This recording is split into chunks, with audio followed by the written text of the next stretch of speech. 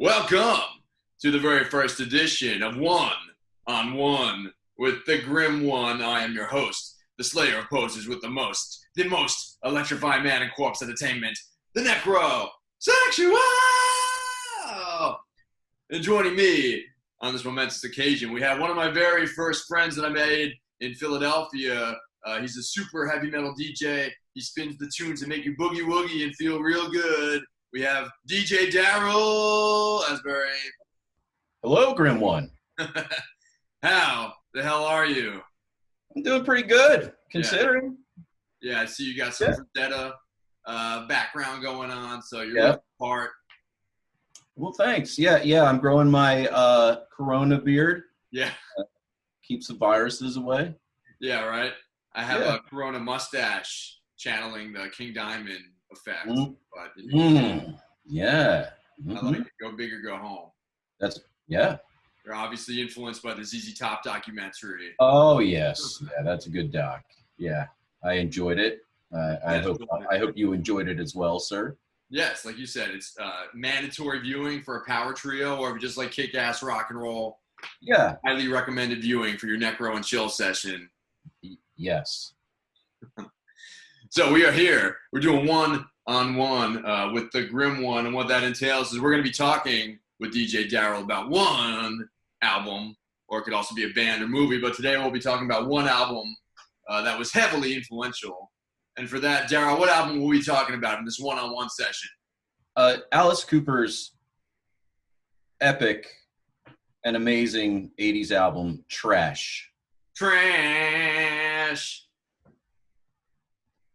It's an excellent album. Tell us about how that album, what was your first introduction to Trash? Oh, I guess it was probably the Poison video. Nice. I remember that coming out and thinking, man, Alice is doing the hair metal for real now. And I thought it was pretty darn good. And then he had a lot of the guests on that album.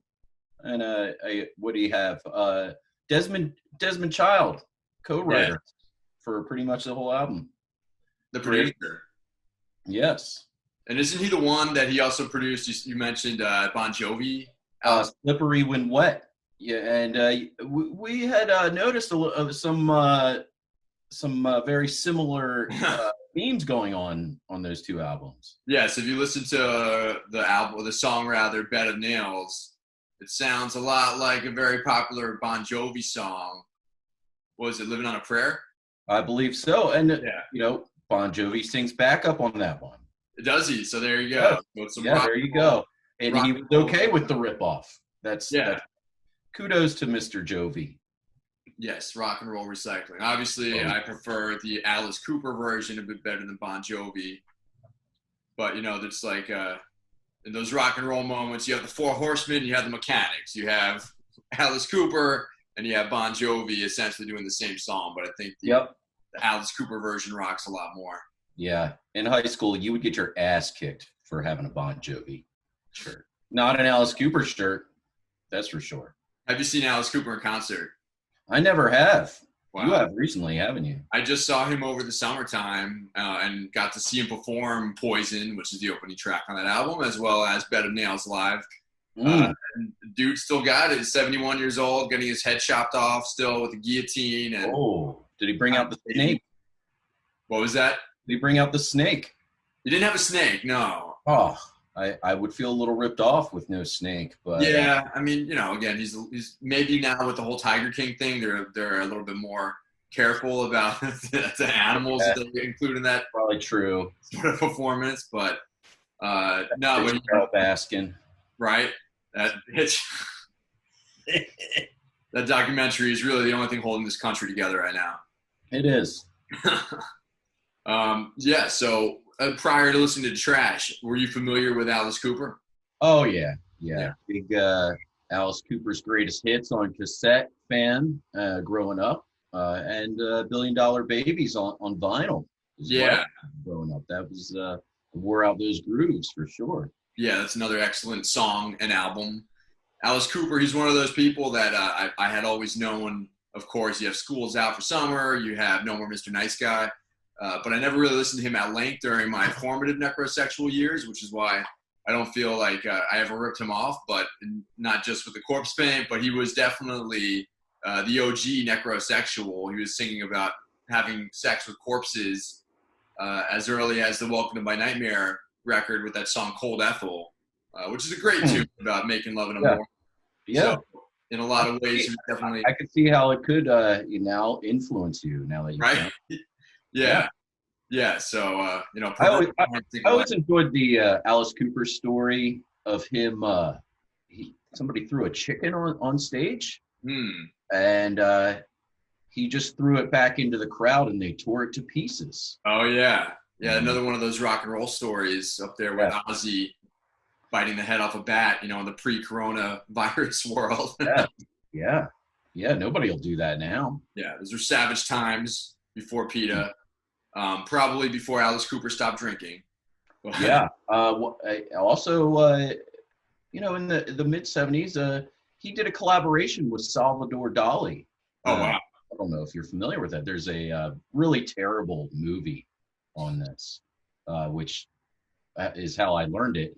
I couldn't get through the movie, so I'm not quite sure what the collaboration is, but I know we did. You tried watching it? Tried. Yeah. It was bad. It might be one of those films that you put on a projector while you have a party, or like background movie. Good background. Yeah, you don't want to hear anything coming out. Maybe play it to Dark Side of the Moon, see if it syncs up. Oh yes. Yeah. Good idea. Have you ever done that with the song Echoes by Pink Floyd and the final scene in 2001: A Space Odyssey? Oh.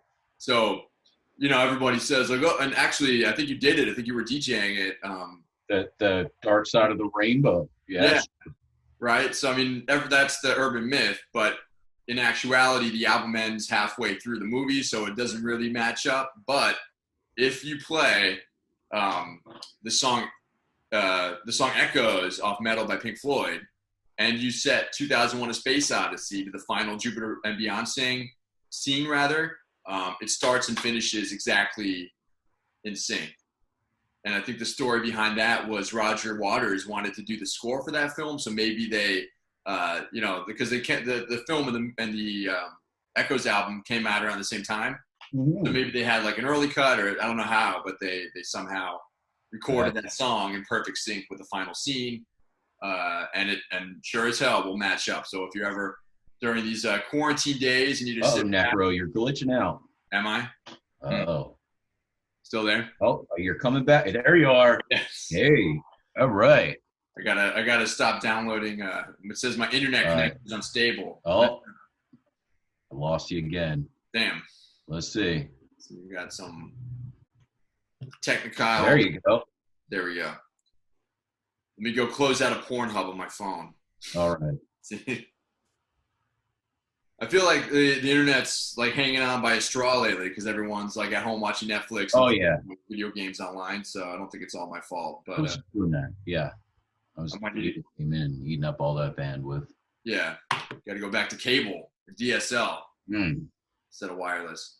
So what about, you mentioned listening to Trash when you were in high school, right? I think I may have been, probably early high school. Early high school. Junior high, yeah. So what was that experience like? Like, what were your first impressions when you heard it for the first time? I thought it was fresh, because it was like a new sound for Alice Cooper, but it was still Alice Cooper. It still had that raw, trashy Alice Cooper sound. Yes, excellent titled album. And it kind of brought him into a new era, which was it was good. But like all things during that time, you just started getting Alice Cooper on MTV every 15 minutes, and after a while, it wasn't cool anymore again. Yeah, it overstayed its welcome really quickly. Right. Yeah, the Bed of Nails music video was really cool. They had like a Razor kind of inspiration for it. And it's a pretty badass song about, fucking somebody roughly, essentially. Yeah. And that album too, it has some songs that rock. I like you said, it was a reinvention. His earlier stuff from the 70s was a little bit more kind of like campy rock with like horns and not so much distortion. And then with this album, it was like a party record, a rock and roll party record. It really was a party. Yeah. You know, he changed. You know, I'm having a little trouble remembering the all of the songs on there, but I feel like there was just maybe one slow song, and everything else was like pretty rocking. Yeah, it opens up with Poison, which is still a concert staple. After that, you have Spark in the Dark. Oh yeah, that's a fun number about a little midnight quickie. Mm-hmm. And then the track listing it's funny. I have the CD. I can just go get the CD. But it also has a duet with Steven Tyler from Aerosmith in a song that sounds like it could be like an Aerosmith deep cut. Oh, yes. Yeah. Which one was that? It's like, it's only one.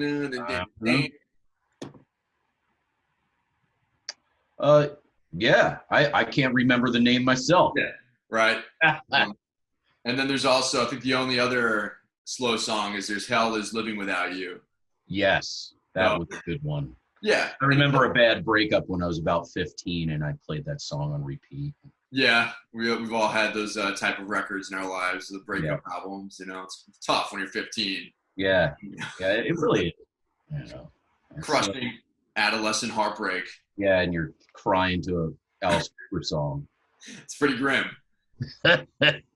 But yeah, that's how you know it's a good album. If you can listen to the ballad songs and still not skip them, which in my case, I can stomach them. So even the ballads, even the slow songs rock on that trash album. Yeah, actually, Hell Is Living Without You. Hell Is Living Without You, yeah.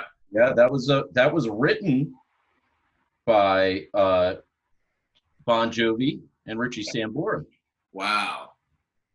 So yeah. They had the whole crew in there for this one. Right, Steven Tyler. In 80s hits. Yeah.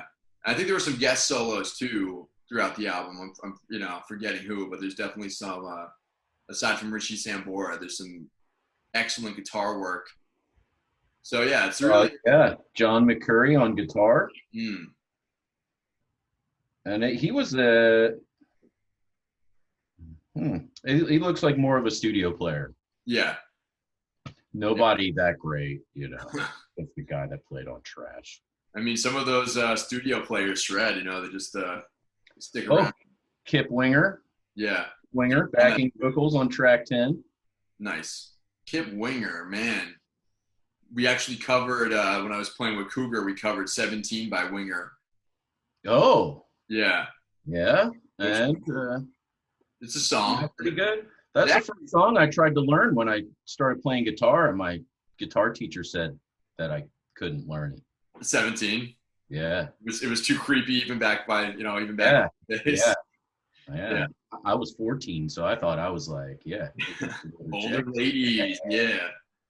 Yeah, those songs, I think Winger is a band that they shred probably harder than any glam metal bands of that era. Yeah. Reb Beach of Winger, it turns out, he played all the lead guitar on the first Twisted Sister album. Oh, wow. Yeah, I recently learned that. That's probably before Twisted Sister even wore makeup. I think they still wore the makeup. Yeah.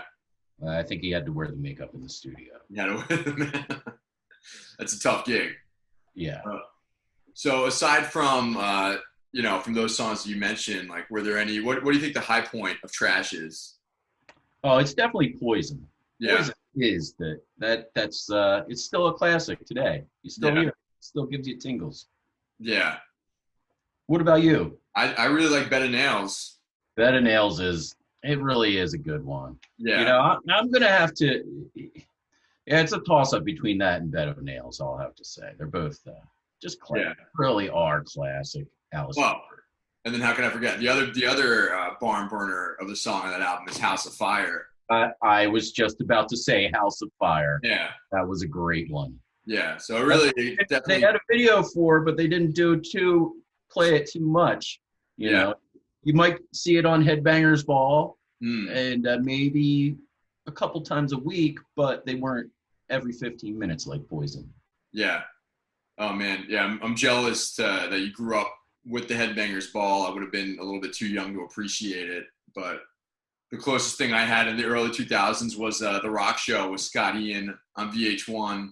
I think they played it at like 1 in the morning on like Friday or Saturday nights, and it would be like half, like maybe you'd catch like some Megadeth or Slayer or Testament, and then it would be like Disturbed and Linkin Park.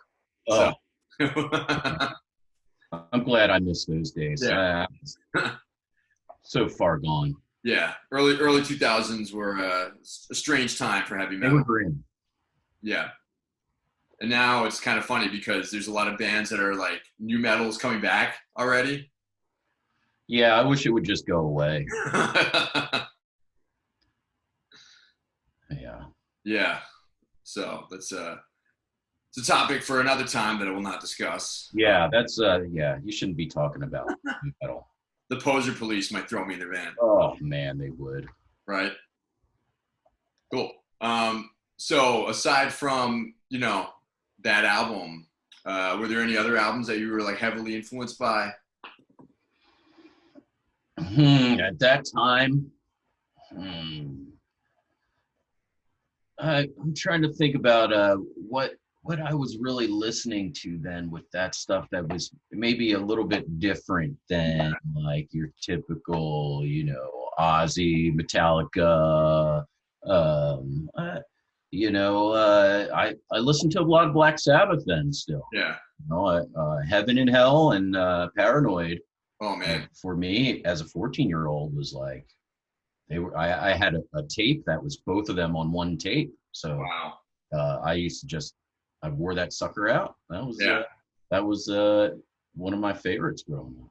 I had one of my first cars had a tape cassette player. So one of the tapes I had was Paranoid. So same situation. I would wear that tape out. And then Heaven and Hell, talk about a band that totally reinvented their sound, with someone like Dio. It's pretty amazing. Really amazing. Have you listened to, I was just talking to this with another friend of mine on Instagram, but have you listened to Live Evil by Sabbath? Yes. Yeah.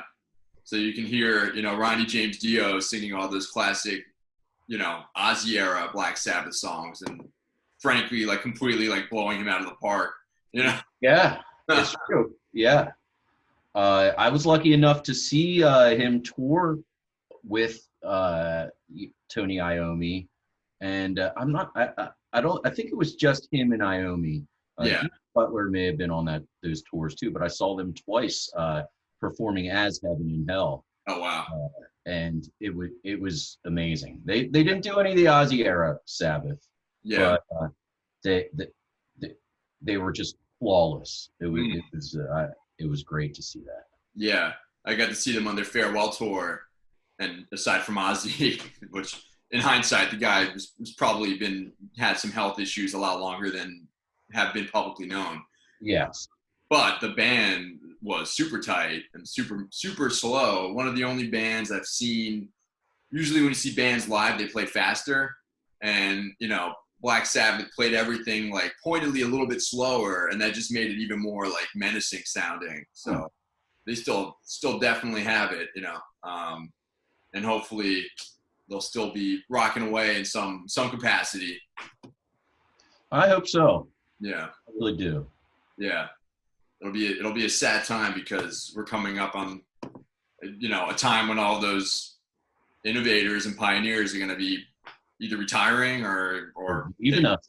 Yeah.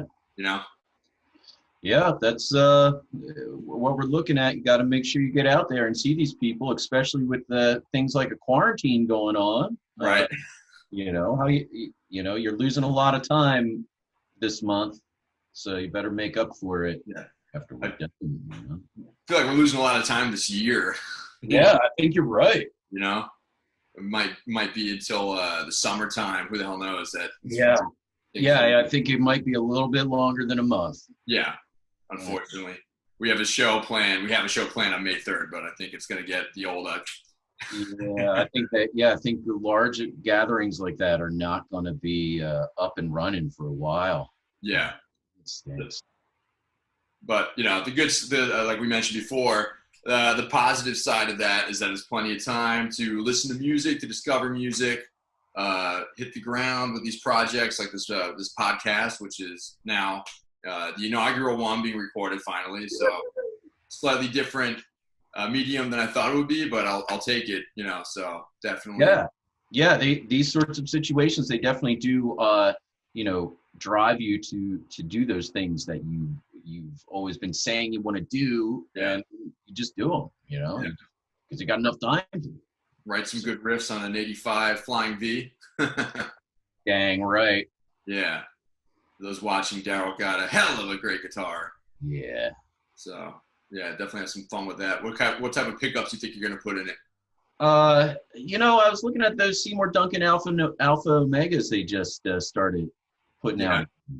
They look pretty amazing. Can they be passive, or is it an active guitar? They are I think it's a kind of a tight fit in that guitar to stick some actives in there.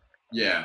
With wiring. So we'll see. We'll see what I can get once I get my hands on the thing and really get it all cleaned up and where I want it. Yeah, Seymour Duncan sound pretty great. I have them on this bad boy. Yeah, I've never had a guitar that I've put Seymour Duncan and thought this guitar sounds like a turd. Yeah, back at it. Okay. Yeah, cool. So, anything you'd like to say in closing? Be safe out there, people, and make the best out of your time. Cool. Words. Listen to Alice Cooper's Trash. Definitely listen to Trash. You can thank Darrel later. It's a fine album. It's a rock and roll party. Even if you're by yourself in your home, it'll make you want to make a spark in the dark all night long. And this has been the inaugural edition of One on One with the GRIM1. Thank you, Darrel, for going one on one with the GRIM1. I'm Necrosexual, and I will see you in hell.